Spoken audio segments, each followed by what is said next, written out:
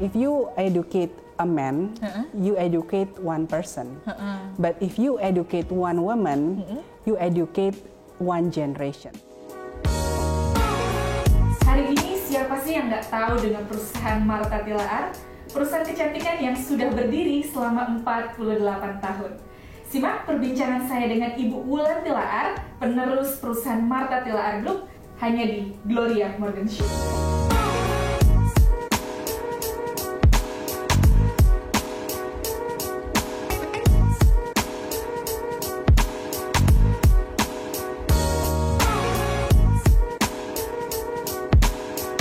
Selamat siang Ibu Wulan. Selamat siang Gloria. Nah kalau misalnya Ibu Wulan sendiri kontribusinya apa nih Bu di sini?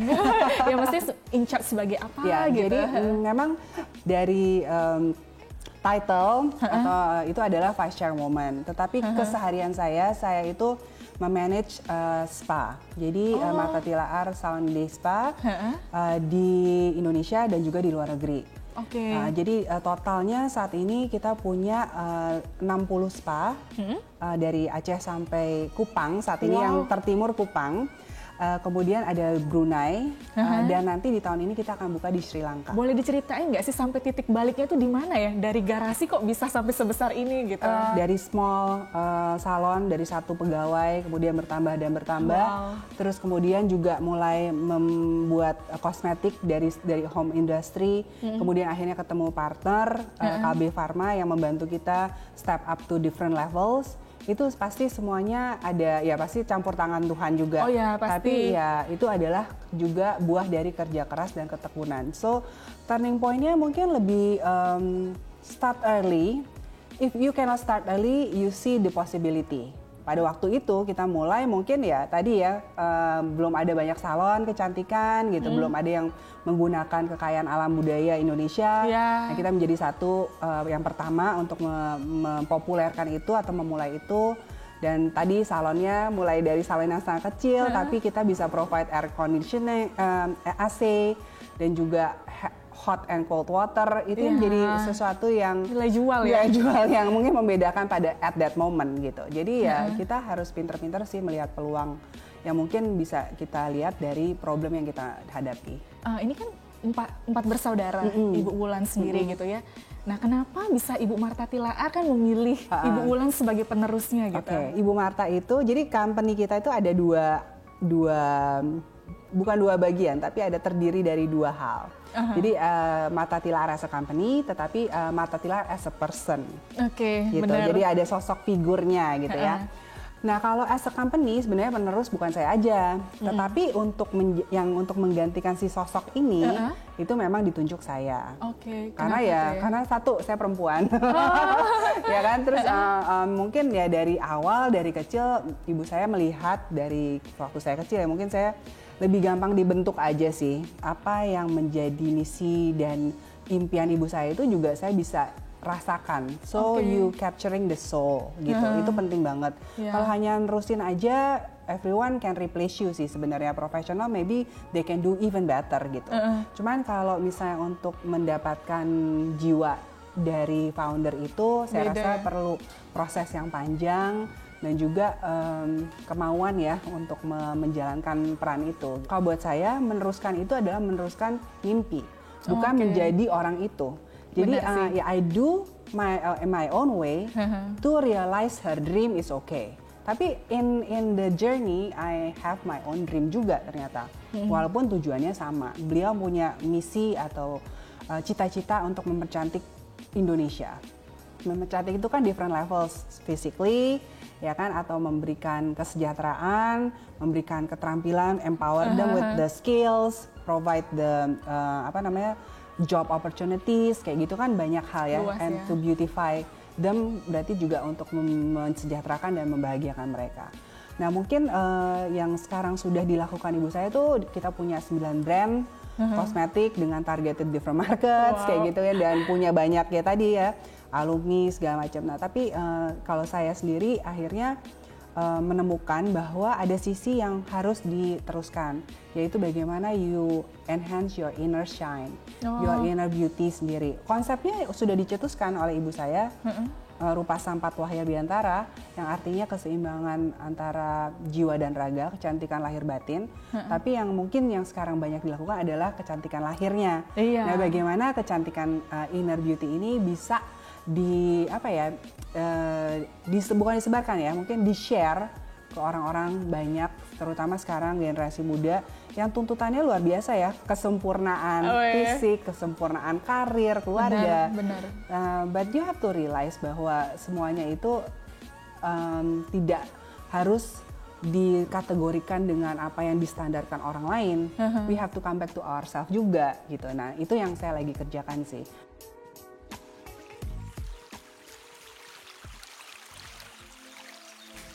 Ini kita ada di ruang refleksi. Kalau di bahasa Indonesia tuh tapak warih. Yang unik di sini, ini terapis kita, Mbak Dewi.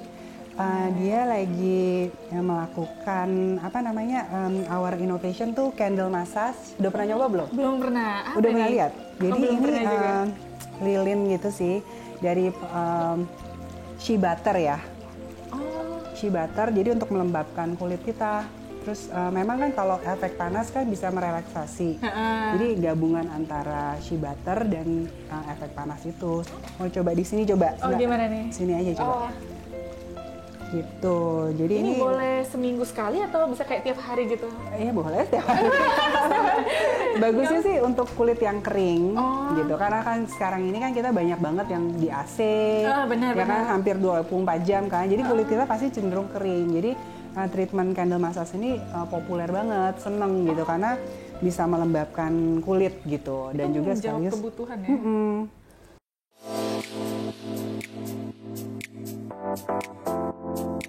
Saya jadi pengen dengar pendapatnya Ibu nih tentang perempuan yang menjadi pemimpin. Gimana tuh? Boleh nggak? Oh ya boleh banget dong, karena one of my favorite quotes sebenarnya adalah if you educate a man, you educate one person. But if you educate one woman, you educate one generation. Wow. So is that massive? Ya banyak karena ya itu kita punya anak, misalnya punya anak 4, punya pembantu, kita educate dia juga, sekalian. gitu kan? So perempuan sebagai pemimpin itu menurut saya itu is very powerful.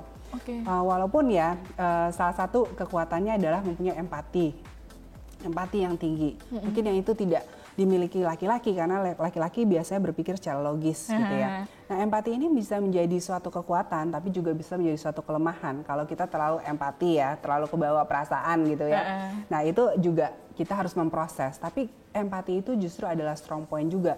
Bagaimana perempuan itu bisa mengayomi orang lain. Jadi kita bisa lebih mengerti apa sih kebutuhan manusia itu. Kalau bahasa Jawanya tuh mewongke orang, mengorangkan orang, gitu. At the end of the day manusia tuh kepengen dimanusiakan kok.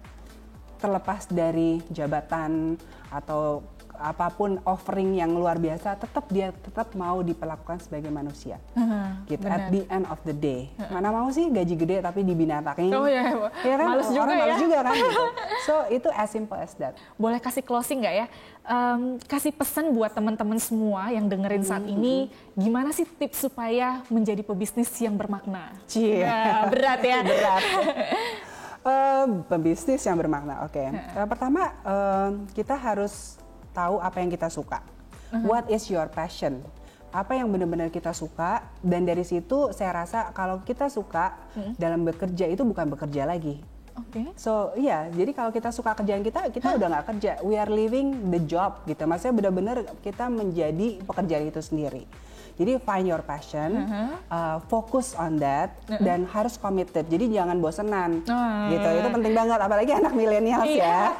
Itu kayak bagus ya, bisnis kopi, yuk kita bisnis kopi, gitu ya. Udah gitu, and then you're not passionate about kopi, ya pindah. Gitu. Jadi harus committed, harus sabar. Nah, dengan posisi perusahaan saat ini gitu ya, sebesar ini, kira-kira ini sudah jadi visinya Ibu Martha Tilaar nggak? Atau dia nyangka bisa sebesar ini gitu? Visinya masih tetap sama, tapi mungkin beliau mungkin tidak menyangka ya, mungkin dari waktu 49 tahun yang lalu, ini beyond her dream lah. Ini betul-betul suatu berkat yang dia terima juga gitu. Tapi ya itu yang saya katakan bahwa kalau memang kita fokus in what we do and what we love, one thing itu pasti ya tadi universe will response. Apa yang kamu perlukan tuh pasti akan dipenuhi. Tapi divine timing ya, jadi bukan waktunya kita ya. Kadang-kadang kita mau sekarang gitu ya, sukses. Itu belum waktunya, belum saatnya. Makanya itu dibutuhkan kesabaran dan ketekunan tadi itu. So when you focus, sabar, tekun, itu pasti you will get it in the tadi divine timing. Itu akan diberikan kepada kita. Asal kita tetap mau fokus dan komit. Setia dengan hal kecil ini terus dilakukan terus, gitu ya. Wow, luar biasa banget. Thank you buat sharingnya, Ibu Wulan Taar. Sukses terus ya. Terima kasih.